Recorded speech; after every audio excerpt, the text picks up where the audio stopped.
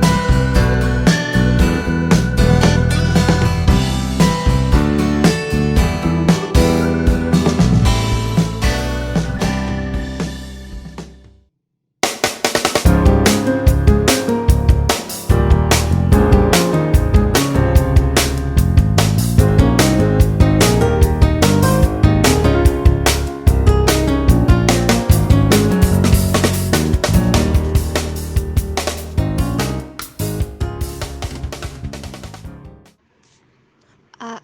Pendahuluan. 1. Latar belakang. Wirausaha kerajinan bahan limbah adalah sisa suatu usaha atau kegiatan. Limbah merupakan salah satu hasil dari suatu kegiatan atau proses. Limbah berdasarkan wujudnya dapat dibagi menjadi limbah padat, cair, dan gas. Satu kegiatan industri atau rumah tangga dapat menghasilkan lebih dari satu macam limbah padat. Contohnya dari kegiatan di pabrik garmen yang memproduksi pakaian, dihasilkan limbah berupa sisa potongan kain dengan berbagai ukuran, sisa benang, dan sisa selongsong benang yang terbuat dari karton atau plastik. Kegiatan rumah tangga juga menghasilkan limbah seperti limbah botol plastik, limbah kertas, dan limbah kain atau baju yang sudah tidak dapat dipakai lagi. Limbah berbentuk bangun ruang adalah limbah yang berbentuk bangun yang berdimensi 3. yaitu bahan limbah yang memiliki volume atau ruang, sehingga limbah tersebut dapat berdiri serta memiliki volume atau keruangan. Limbah berbentuk bangun ruang dapat berupa bangun berbentuk beraturan seperti kubus, bola, kotak, dan bangun tidak beraturan. Contoh bahan limbah berbentuk bangun ruang adalah limbah botol, limbah kaleng, limbah kayu, dan lain-lain. 2. Rumusan masalah. Berdasarkan latar belakang, maka rumusan masalah yang akan dibahas di dalam wirausaha kerajinan dari bahan limbah berbentuk bangun ruang ini adalah sebagai berikut. 1. Bagaimana perencanaan usaha kerajinan dari bahan limbah berbentuk bangun ruang? 2. Bagaimana sistem produksi usaha kerajinan dari bahan limbah berbentuk bangun ruang? 3. Bagaimana perhitungan titik impas atau break-even point usaha kerajinan dari bahan limbah berbentuk bangun ruang? 4. Bagaimana strategi promosi produk hasil usaha kerajinan dari bahan limbah berbentuk bangun ruang? Dan 5. Bagaimana laporan kegiatan usaha kerajinan dari bahan limbah berbentuk bangun ruang? Tujuan. Adapun tujuan dalam penulisan makalah tentang wirausaha kerajinan dari bahan limbah berbentuk bangun ruang ini adalah sebagai berikut. 1. Untuk mengetahui perencanaan usaha kerajinan dari bahan limbah berbentuk bangun ruang. 2. Untuk mengetahui sistem produksi usaha kerajinan dari bahan limbah berbentuk bangun ruang. 3. Untuk mengetahui perhitungan titik impas break-even point usaha kerajinan dari bahan limbah berbentuk bangun ruang. 4. Untuk mengetahui strategi promosi produk hasil usaha kerajinan dari bahan limbah berbentuk bangun ruang. 5. Untuk mengetahui laporan kegiatan usaha kerajinan dari bahan limbah berbentuk bangun ruang. Ide usaha membuat tempat serbaguna dari botol aqua bekas dan stik es krim. 2. Faktor-faktor yang menjadi dasar pertimbangannya adalah sebagai berikut. A. Faktor keuntungan. Apakah usaha yang ditetapkan itu mendapatkan keuntungan atau tidak? Jika setelah diperhitungkan ternyata tidak memberi keuntungan yang memadai, sebagai pilihan bersangkutan dibatalkan. B. Faktor penguasa teknis. Cara pembuatan produk kerajinan perlu dikuasai atau dipelajari dengan baik oleh para karyawan atau pengrajin. C. Faktor pemasaran. Harus diteliti kemungkinan pemasaran dan prospek pemasarannya di waktu mendatang. D. Faktor bahan baku. Bahan baku merupakan faktor penting yang ikut menentukan tingkat harga pokok dan kelancaran proses produk usaha kerajinan. E. Faktor tenaga kerja. Pada faktor tenaga kerja, ini yang perlu dipertimbangkan adalah tersedianya tenaga kerja yang murah dan kemungkinan untuk memenuhinya, baik jumlah keahlian maupun jasa. F. Faktor modal. Perlu dipertimbangkan kesesuaian antara modal yang disediakan dan kebutuhan jenis usaha kerajinan yang dibutuhkan. G. Faktor risiko. Tingkat risiko yang akan ditanggung perlu dipertimbangkan dengan besarnya keuntungan yang akan diperoleh. H. Faktor persaingan. Perlu dipelajari situasi yang akan terjadi dan disesuaikan dengan kemampuan menghadapinya dalam hal modal maupun pemasarannya. I. Faktor fasilitas dan kemudahan. Fasilitas yang dibutuhkan untuk operasi usaha kerajinan dan kemudahan penyediaannya menjadi pertimbangan. Kemudahan yang mungkin dapat diperoleh dari pemerintah seperti pajak dan lain-lain. J. Faktor manajemen. Pertimbangan penting lainnya adalah produk pengelolaannya yang paling sesuai dan bagaimana kemampuan pengusaha untuk mengelolanya. Hal ini sering diabaikan dalam mendirikan perusahaan kecil. Faktor lain yang perlu menjadi pertimbangan adalah peraturan pemerintah, perizinan, pertimbangan etis, lingkungan, dan sebagainya. 3. Analisis SWOZ. A. Strength, kekuatan. Strength yaitu analisis kekuatan situasi ataupun kondisi yang merupakan kekuatan dari suatu organisasi atau perusahaan pada saat ini. Strength atau kekuatan kerajinan tempat serbaguna ini memiliki 3 tempat untuk menyiapkan sesuatu dan bentuk yang sangat simpel.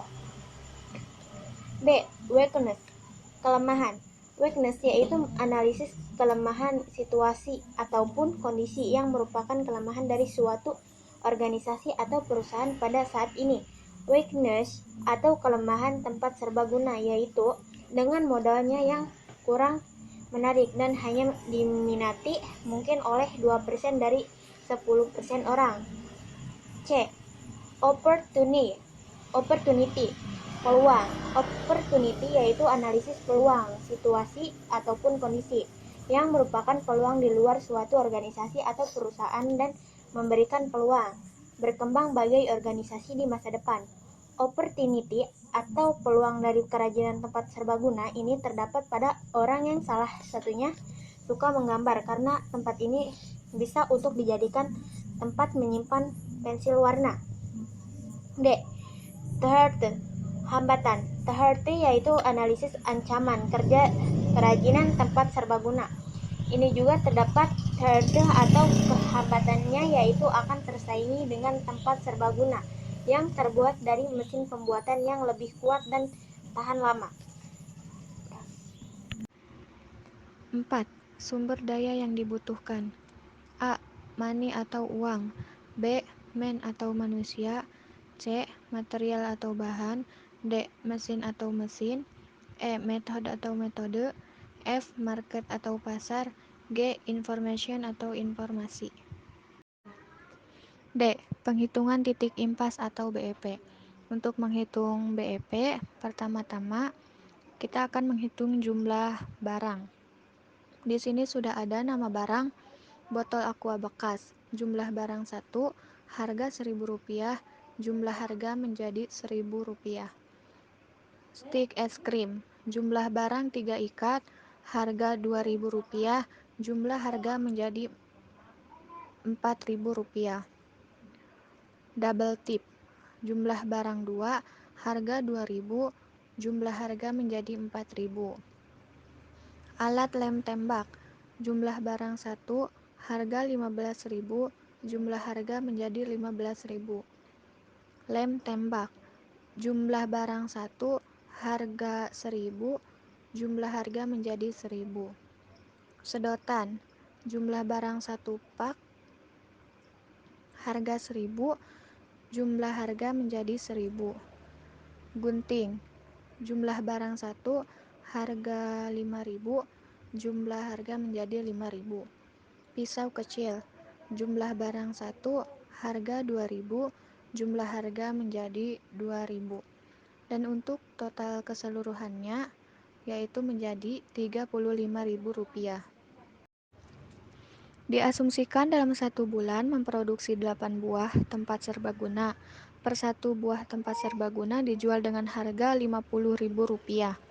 Maka penjualan tempat serbaguna 8 buah barang dikali harga penjualan yaitu Rp50.000. Biaya yang dibutuhkan untuk 8 buah tempat serbaguna adalah Rp120.000. Selanjutnya, penghitungan BEP produksi.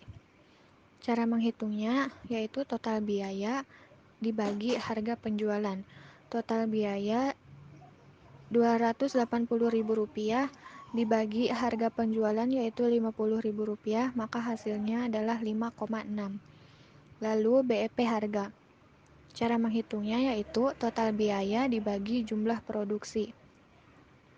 Total biaya di sini Rp280.000 dibagi jumlah produksi yaitu 8, maka hasilnya Rp35.000.